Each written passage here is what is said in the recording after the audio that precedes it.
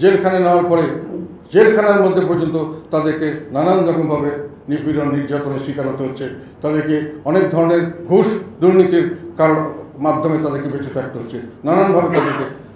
তো এই ধরনের কতগুলি হয়রানিমূলক কাজ সমানে চলছে, কিন্তু স্বাভাবিকভাবে যে মানুষ, একটা নিরীহ মানুষ রাস্তা দিয়ে যাবে, তাকে যখন মারতে আসছে সেখানে আমরা কোনো আইন রক্ষাকারী বাহিনী দেখছি না।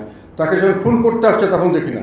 বাসের ভিতর ঢুকে যখন ছিনতাই করতে আসছে, মানে নারীদেরকে ধর্ষণ করার মতো ঘটনা ঘটছে বাসের ভিতরে, তখন করতে করতে কিন্তু আমরা সেখানে আইন শৃঙ্খলা রক্ষাকারী বাহিনীকে তাদের রক্ষা করতে দেখি না।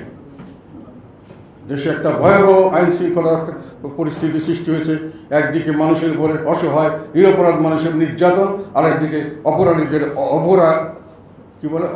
অভয়ারণ্য, মানে এখানে ভয়ের কিছু নেই, সেই অবস্থা দাঁড়িয়ে গেছে।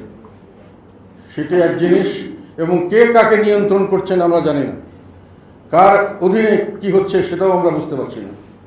সর্বক্ষেত্রেই একটা বিশৃঙ্খলা, যার যা দায়িত্ব মনে হচ্ছে সেই দায়িত্ব পালন করতে উনি অপারগ অথবা করছেন না, আমরা কাজ পাচ্ছি না।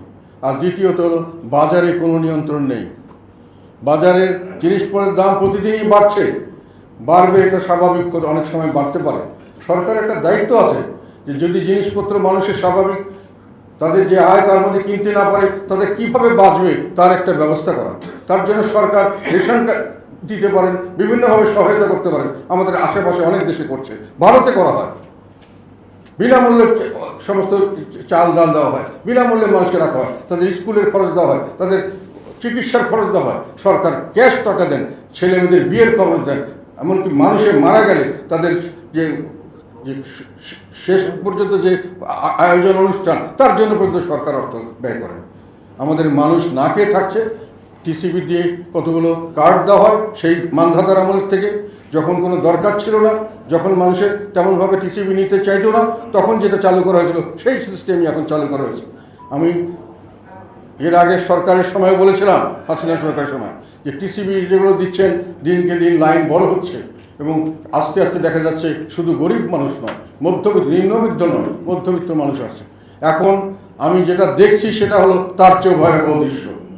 এখন দেখা যাচ্ছে যে মধ্যবিত্ত মানুষরা দাঁড়িয়ে থাকছে শুধু না, ঘন্টার পর ঘন্টা দাঁড়িয়ে থেকে তারপরে আবার ফিরে আসছে, কিছু নিতে পারছে না টিসিবির থেকে লাইনে দাঁড়িয়ে যারা দিচ্ছে কিছুক্ষণের মধ্যে শেষ হয়ে যাচ্ছে। যথেষ্ট পরিমাণ দেওয়া হচ্ছে না, এবং তাও যে দেওয়া হচ্ছে সেই অর্থটাও যে বিনা পয়সাতে নয়, বেশ দাম দিয়েই তাদের কিনতে হয়। তথাপি এই সাশ্রয় করার জন্য মানুষ এত কষ্ট করছে।